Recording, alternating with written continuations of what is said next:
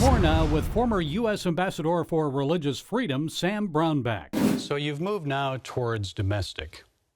Why did you form the National Committee for Religious Freedom? After years working on international religious freedom, what I started to observe is we're losing ground here at home.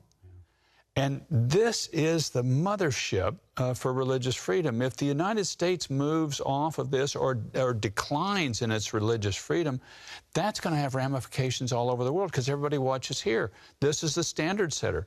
So if you start losing ground about what you can do in a church-affiliated club at a university, a public university, if you start having big business crowd in on your religious beliefs or big government, and that stands and it sticks here, that will start taking place in many places around the world. So we've got to really start standing up for religious freedom. And this is your constitutional right. This isn't something, just esoteric or unusual. This is in your First Amendment right of free exercise. You can freely practice your faith as long as you're peaceful at whatever your beliefs are in this country. And we've got to stand up and fight for it. Still, there have been many court cases. Now, the Supreme Court dealt with 3 main religious freedom cases this past term. Of course, one of the most popular was the prayer case with Joe Kennedy. He can actually pray. They erred when they fired him for praying after football games on the football field publicly. But let me ask you about courts, because it seems like this always ends up in court. Is there a way that we can prevent these type of cases from going to court? I mean, what responsibility do we have on the state and local levels?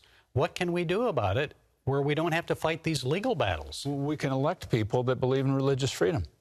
We've stood up this National Committee for Religious Freedom, and if people want to look at that website, it's thencrf.org, thencrf.org. But they can start electing people to the school boards where Joe Kennedy works that stand for religious freedom. We've got on there a candidate pledge that people can pledge to stand for religious freedom.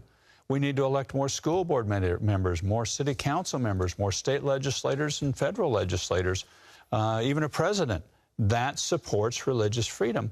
And that's what this organization is about, really, is identifying those people that are for religious freedom, opposing those that are against it on a state, local, federal basis, so we can start having people in the public space that are standing up and defending the free exercise clause.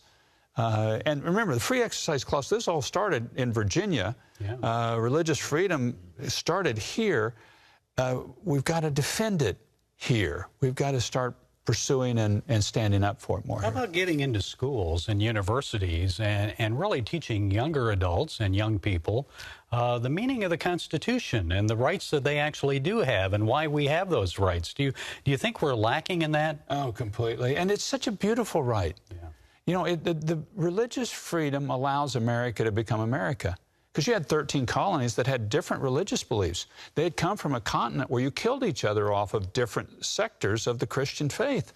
And so they come here and they're going, well, are we going to have a Church of America? No, we're not going to have a Church of America, because that's where we had so much division in Europe.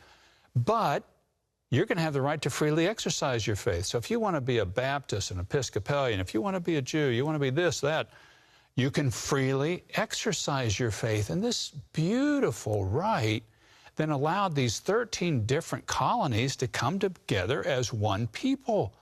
And it's what allows us to have a nation of every sort of different faith in the world, is that this thing that's so deep within you, your pursuit of God, you can freely do that the way you see fit. We have Amish near my hometown, and they don't go to a school past a certain age that the state requires.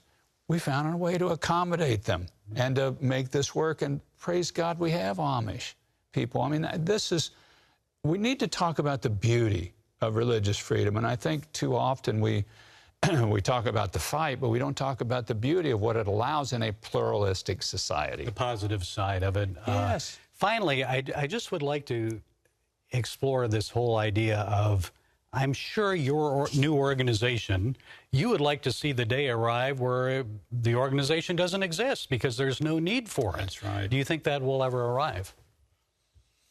I can't foresee it right now. You know, I mean, this is a basic constitutional right that everybody in this country has, and yet we're seeing schools push in against it. We're seeing businesses push in against it. It just seems like we're going to have to fight for this basic right, lovingly fight for it. But people have a free exercise right. And I really think that if government and business can look at this from the positive standpoint, that when people are pursuing their religious freedom, they're really pursuing the formation of their soul. They're pursuing something to make them a better person.